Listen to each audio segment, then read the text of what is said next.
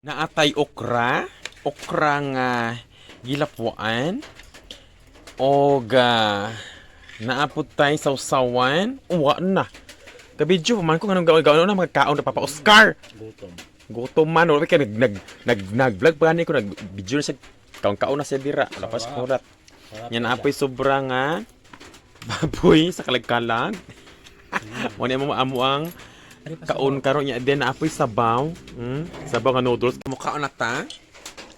Sawsawan, medyo ulang gyapon sa mo ang mga ka-vibes. Nasawsaw ang okra.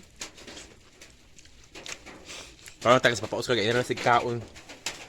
Gabidyo pa ko sila sig kaon ug gawon nagkaon. Alam na. Mga kanya. Nga.